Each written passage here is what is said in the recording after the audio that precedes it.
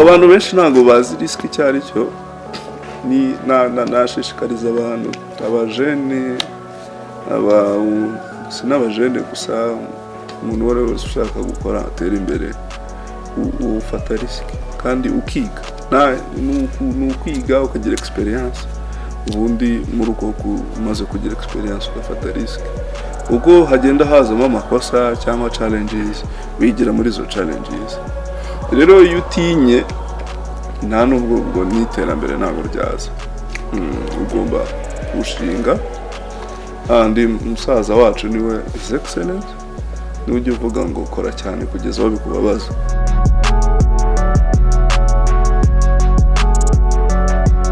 ajya tubwira n'urugero natanga aratubwira ati mwebwe mukoresha social media zanyu ntizibe just gupostinga ko wifotoje nagiye kuri sambusa runaka mu kabari runaka nagiye izo social media zanyu nizimukoresha mu kintu kanaka ushaka kumenyaho niba uri umunyamakuru koresha ku buryo tumenya ko uri umunyamakuru n'ukubonye kuri wowe social media zawe avuga ati namubonye agiye gutara amakuru ahantu ati uyu muntu imboni nkuru ndi bumuhamagare.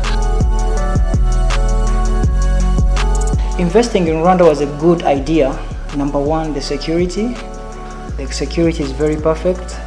Yeah, the transportation sector is really, it's a great place that we invested in, and more especially bringing in the brand new cars onto the field. Karibu mu kiganiro by'iwacu watangira twibwira muri rusange. Murakoze cyane. Nitwa Ndayishimiye James Claude. Ndi umuyobozi mukuru w'ikigo cyitwa DOVA Business Company. Ni company ikora ibintu byinshi ariko by'umwihariko icuruza imodoka. Dufite amoko abiri y'imodoka ducuruza niko navuga.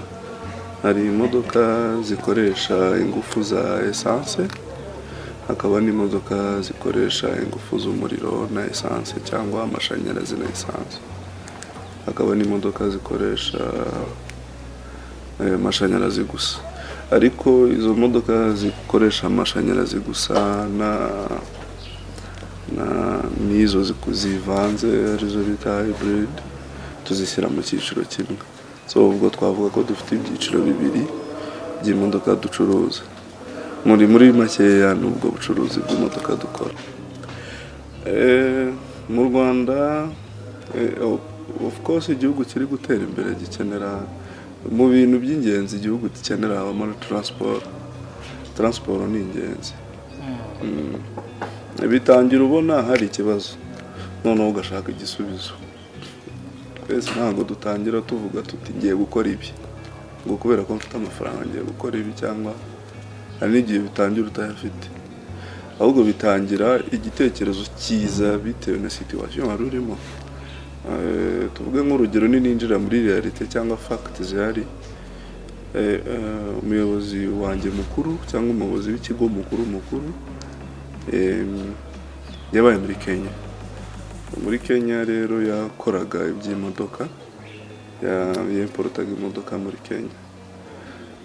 Aza kuza mu Rwanda atari yo gahunda afite, aje mu bikwa n'umukristo, aje mu by'abamisiyoneri. Ubumisiyoneri n'ubundi bakajya bakenera imodoka. Umuntu akaza imyaka 2 amezi 6. So ukabona uyu munsi ukeneye imodoka amezi 6, nyuma yaho hazaza undi imyaka 2. So ukabona kujya kuyikodesha, twatangiye tuzikodesha.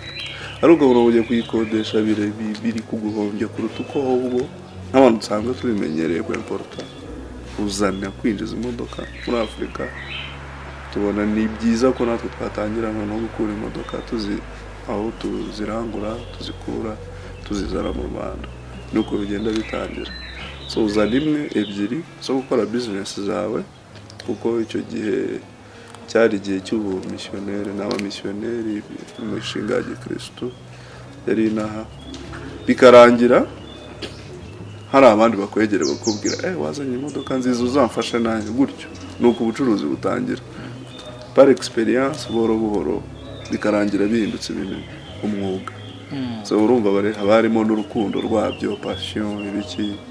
bigatuma nyine unabimenya vuba, bigatuma bikamirika vuba, bikarangira ubikoze. Amazina yanjye ni Agaba Jeremiah. Agaba Jeremiah is the country director of DOVA Business here in Rwanda. A brief introduction on DOVA Business. It's a company that has been in operations for 7 years. Down on the road, 7 years, we have been in operations. Humble beginnings, moving on, and here we are. And we are still moving on, growing and expanding. Well, the progress is great. 7 years ago, and what you're seeing now, you cannot believe what has happened. We have grown. From the time we are now importing and bringing in latest cars. When I talk about latest cars, we're in 2022, but we have now started bringing in 2023 cars. Garutse kuri ibyo wari uri kuvuga bundi iki kiganiro cyacu niyo turi gusura ba rwiyemezamirimo tureba se ni iki kintu bari gufasha mu iterambere ry'igihugu mu kuzamura ibigendanye n'ibikorerwa hano mu Rwanda cyangwa se ibyo wacu. Iyo urebye nk'ibintu mukora mwebwe ni nk'iki kintu ni uruhe ruhare bigira mu guteza imbere igihugu cyangwa se mu kuzamura ibyo wacu. Umugambi wa mbere dufite ni ugushishikariza abantu kugura imodoka zitangiza ikirere. Surumva ndumve ni contribution ikomeye.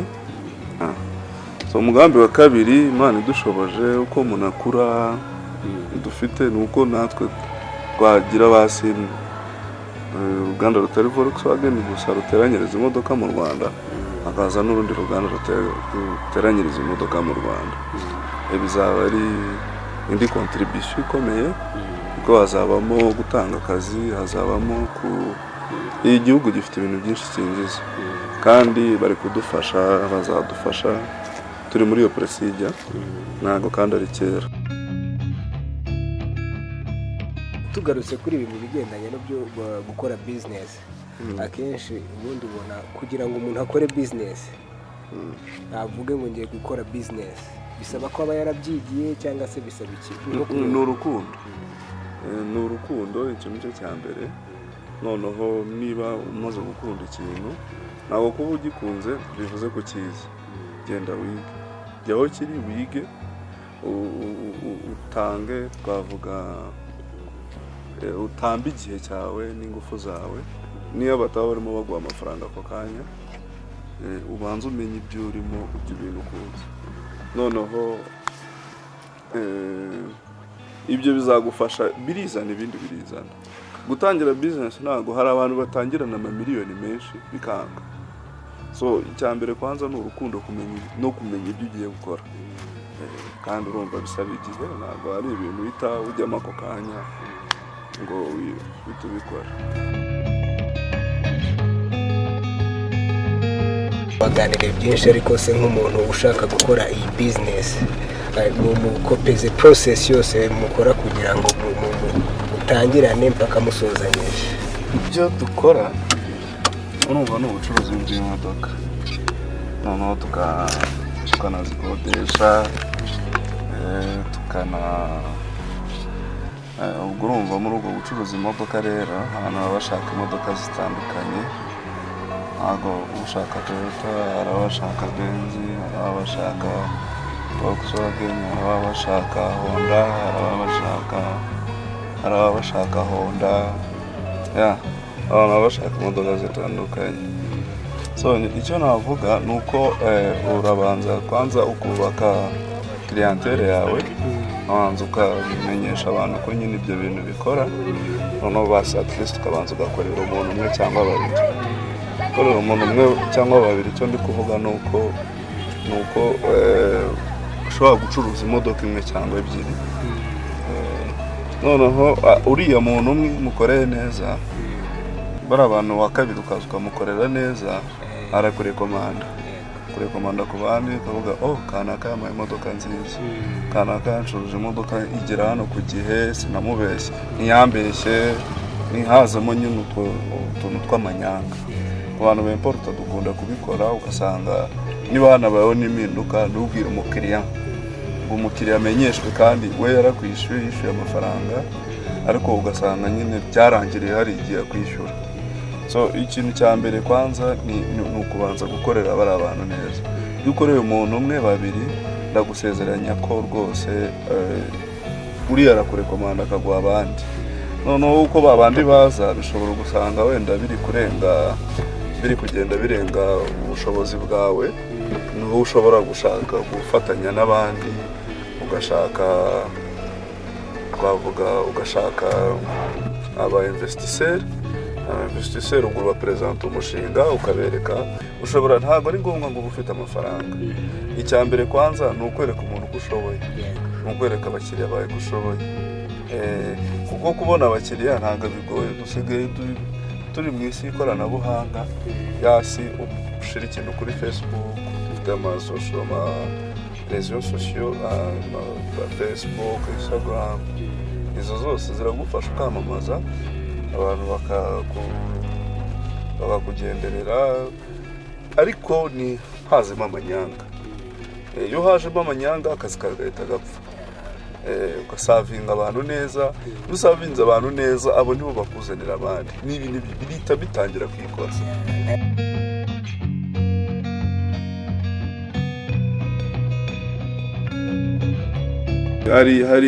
Hari fact nyinshi zituma tudacuruza imodoka zishaje, harimo kuba ishaje zitangira kugira ibibazo, ibyo twakwita mu ndimi zindi mechanical issues, birangora kubera ko sinzi ukuntu navuga mu Kinyarwanda mechanical issues.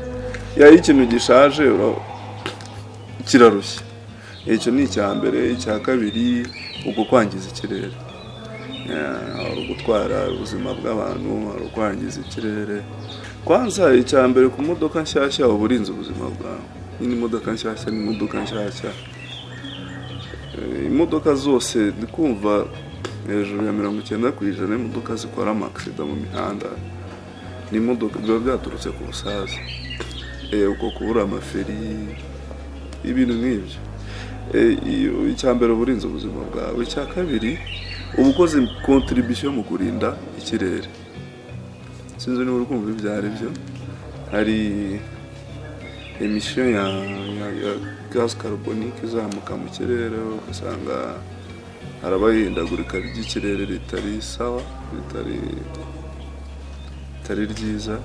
Ikindi imodoka bitewe n'ukuntu ubu bwoko bw'isoko mu Rwanda buteye, imodoka njyewe muri ngendeye ku bunararibonye mfite mu by'imodoka, imodoka zishaje urebye zirahenda.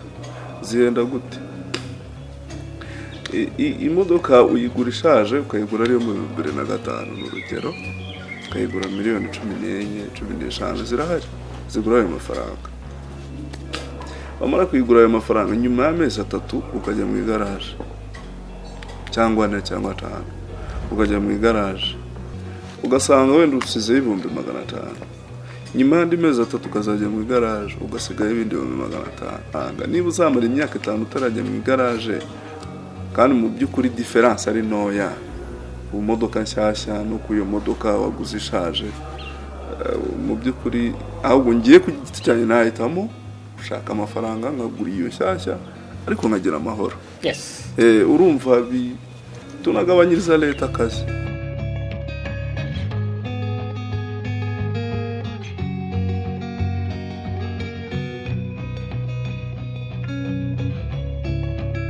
Ese urebye muri rusange nk'izindi business, iyi ni business umuntu ashobora gukora agahera ku busa kandi akagira icyo ageraho nk'uko namwe mumeze? Ntabwo twese twatangiye hari ikintu dufite. Niyo mpamvu kare nigeze kuvugaho ngo banza wige, umenye ibyo ugiyemo. Niyo menya wa mugani imvugo y'iki gihe kata se bigenda bite, ndinzinjira he, challenges ni izihe, nimara nizi challenges nzabigenza gute kugira ngo mve muri zo challenges. Yabaze kumenya ibyo rero niho ubu ufite n'icyo gusobanurira investisseur, ugapishide ibyo bita gupicinga umushinga wawe, ku buryo erega hano hari abantu benshi bafite amafaranga ariko badafite icyo kuyakoresha bitse mu makonti, ku buryo rero kumwegera ukamubwira umushinga wawe ni ibintu biba byoroshye. hari inzego nyinshi zo kupresentamo imishinga.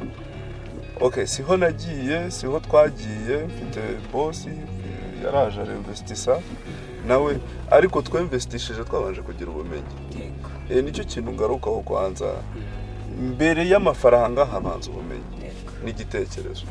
Icyo gitekerezo gituma ujya gushaka ubumenyi kandi ubushakira ku muhanda, ntago yes of course ntago wakwicara mu rugo ngo uramenye uko bacuruza imodoka.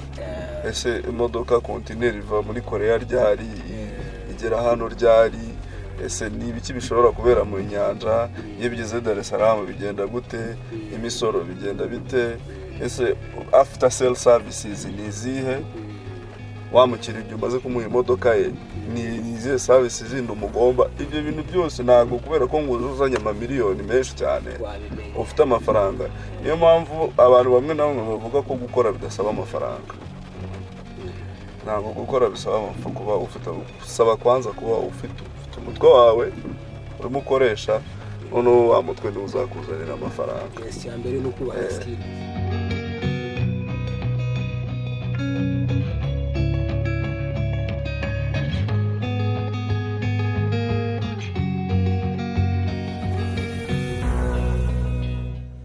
Well, what we want to be changed in the car business here in Rwanda, number one, is encouraging people to buy brand new cars.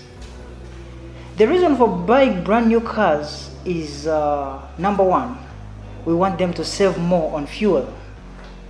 Number two, what many people don't know is when you buy a used car, it's a good idea. We also bring used cars here, but the cost you spend maintaining a used car could have bought for you a brand new car and saved even more. Then on the other hand, also we are encouraging, the government has done a good job on exempting hybrid cars, electric cars, in terms of taxes, but also want some more taxes because they are brand new cars like 2022, 2023 cars. The taxes are still high on the fuel cars or diesel cars. So they have done a good job on hybrid and electric, but also brand new cars, they can also reduce the taxes. Well, the development of the economy, number one, we are not into cars. We are into different kinds of businesses. We have provided employment opportunities. Yeah, we have people that work with us. We have drivers, we have people into the administration. We have different kinds of projects, and all of those, there are people we're employing, and on the other hand, we are bettering their standards of living.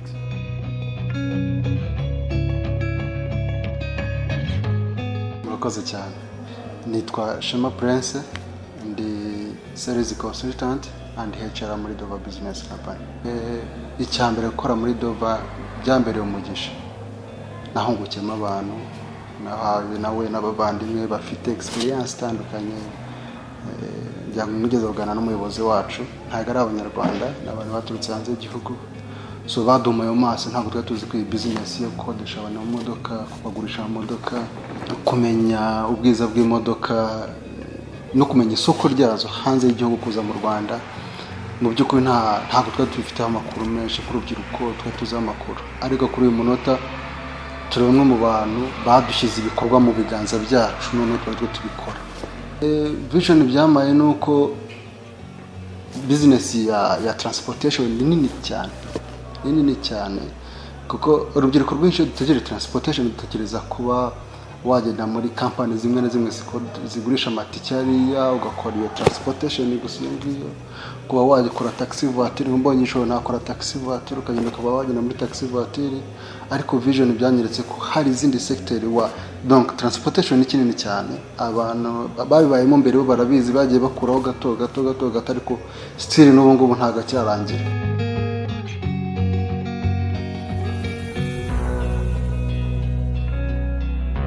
Of course ni covid, icyo ni cyambere. Covid ntaho itakozeho. Covid yaratudindije, ariko tugira imana tubona tubivuyemo hamwe n'ubuyobozi bwacu. Icya kabiri ni ukuzamuka kw'ibitoro. Igitoro, amavuta biragoye, ariko dushaka uburyo bwo kurwana nabyo. Umva aho dukura imodoka transport kugira ngo imodoka iva igere hano mu Rwanda, imodoka ziza mu mato cyangwa mu ndege, ibiciro birazamuka barabituzanira, kubera ko icyo gitoro nyine amato azanwa aza kubitora, izo ndege ziza kubitora, ibiciro birazamuka n'imisoro ikazamuka. None iyo bigeze hano ubwo urumva niba imodoka nari gucuruza miliyoni 12 cyangwa 10 cyangwa 5, azamuka 2 zabo bantu bongeje, bya affect ubuguzi. Rero natwe biratwafekta kuko abaguzi bavuga ko ibintu biri guhenda, ugasanga nyine asubije gahunda inyuma, kandi mu by'ukuri ibe biri ku giciro cya kindi yarasanzwe azi yare buguri. Nuko bigenda bitugiraho ingaruka. Ubundi njyewe nemera ko umuntu aba agomba kujyana n'impinduka. Ubwo iyo utemeye impinduka zije nibwo nyine uva muri business, uva mu kibuga, ubwo uragenda ugapfa cyangwa ukicwa n'inzara. So rero uhitamo kwicwa n'inzara cyangwa kugendana n'ibihe.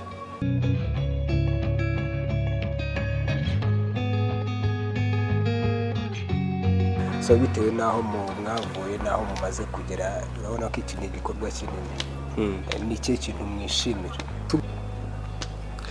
Twishimira ko turi guha abaturage serivisi nziza. Nicyo kintu, kuko gutanga serivisi nziza ni kugira abantu benshi bakugana. Ubundi ubona ari ngombwa ko umuntu yakwamamaza bifasha iki business? Kwamamaza mu bintu bigira business zishingiye zicuruza ubucuruzi cyangwa product runaka, nako zicuruza serivisi n'andi ma product runaka. Kwamamaza ni ingenzi. Kwamamaza ni ingenzi kubera ko abantu baba bakeneye kumenya. Aza ufite gahunda yo uzagura. So rero namamaje ntago yanyibuka. Yibuka babandi bamamaje. Bavuga bano bantu mpora mbabona. Ibyo ni byo bita brand awareness. Impamvu tubona umuhondo ugahita utekereza bari abantu. Njye biranyispira nk'ibi. Ntabwo wari wabyuka ukabona ishati y'umuhondo ugahita utekereza bari abantu. Kubera ko ishati ye kandi ari yawe, ari ugahita utekereza ibyo nibyo bita brand awareness. Niyo utaba ufite gahunda, ariko igihe uzayigirira uzahita ubibuka. Nugira n'uyikeneye uzabwira ati hari abantu nzi njya mbabona, fata nimero zabo cyangwa jya basanganira aho bari. Kwamamaza ni ingenzi cyane.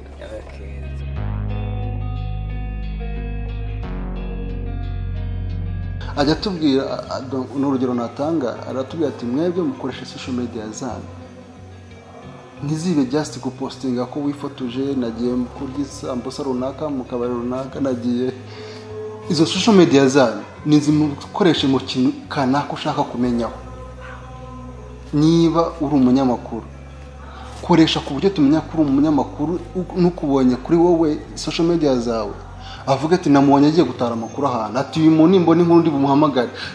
Umuntu natekereza ikintu, natekereza zina Shema, ahita yumva egari, akiyemo akamenyetso egari imodoka. Urumva umuntu kugira ibyo bintu. So bisigara ari inyungu zawe kuruta inyungu ziwe. Niyo abadahari wowe ntabwo uzamuhamagara, ahubwo uzamuhamagara agiye ushaka imodoka. N'umuhamagara ushaka imodoka na igara amafaranga yinjiye kuri jewe. So urumva umuntu wamunganya iki? So ntabwo yikunda iyo aguhereza service, iyo aguhereza amahugurwa. Ni byiza kuduhugura tukakora akazi mu buryo bwungura, bumunamwungura, ariko nanone usanga inyungu nyinshi ni twebwe tuzifite, kandi akanarenga akaduhemba. Murakoze cyane.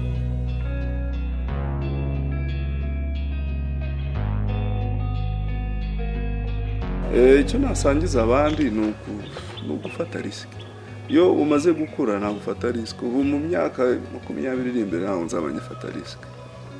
Kuko nzaba ndi kuvuga ati reka ncungamwe n'ibyo nagezeho. ariko iyo ukiri mutoya ubu turi ufata risk. So abantu benshi ntabwo bazi risk icyo ari cyo. Ni nashishikariza abantu abajene sinabajene gusa umuntu wese ushaka gukora atera imbere ufata risk kandi ukiga ukwiga ukagira experience ubundi muri uko kumaze kugira experience ugafata risk ubwo hagenda hazamo amakosa cyangwa challenges wigira muri zo challenges. Rero iyo utinye nta nubwo ubwo n'iterambere ntabwo ryaza. Ugomba gushinga andi umusaza wacu niwe is excellent n'ujye uvuga ngo ukora cyane kugeza aho bikubabaza. Urakora cyane kugeza work ntabwo ari ukoresha ingufu cyane kuko n'abakoresha ingufu cyane ariko ntitugire icyo tugeraho ni ugukoresha umutwe ukashaka experience ni uko kwiga navugaga noneho ukafata risk. So nabonye rero abajene benshi ntabwo bashaka gufata umwanya wo kwiga. Urumva twese twarize twagiye mu mashuri ariko twagiye dufata umwanya ugasacrifice cyangwa ugatamba igihe cyawe kugira ngo ugire icyo ugeraho ukagenda ukicara ahantu ukirukanka ku mubosi rwose ukamwizirikaho ugabanza kwanza ubumenyi afite ugabanza ukabumuvomamo. So rero nicyo kintu tudashaka gukora abantu mura nabo ntabwo mvuze ko ari bose ariko nicyo kintu tudashaka gukora. Ntabwo turashaka amafaranga ako kanya ntabwo amafaranga yitaza ako kanya apana ntabwo bishoboka nyine. Ugize imana ubona akazi ariko ntabwo leta izakomeza kuduha akazi. Ntabwo leta abajene hano mu Rwanda ni 65 batari 70%. So abantu bari munsi y'imyaka 35 bose bakeneye akazi. Niba dufite abantu barenga 8 miliyoni b'abajene ntabwo leta bose yabaha akazi. Dukeneye natwe kwishakira. Ko kwishakira rero niko kuzamo izo steps zose maze kuvuga.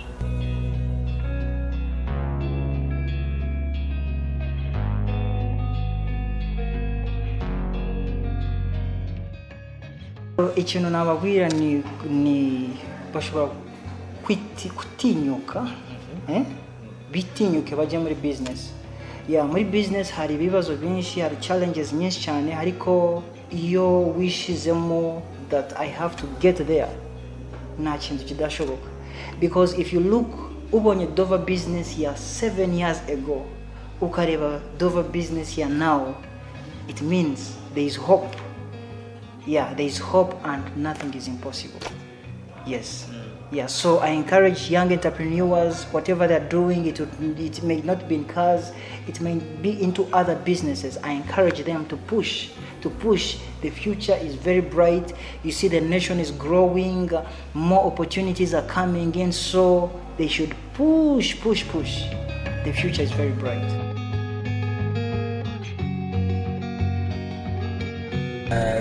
Twaganira ibintu byinshi muri iki kiganiro n'iki wasorezaho mu bigendanye no kugira inama abandi mu kwiteza imbere.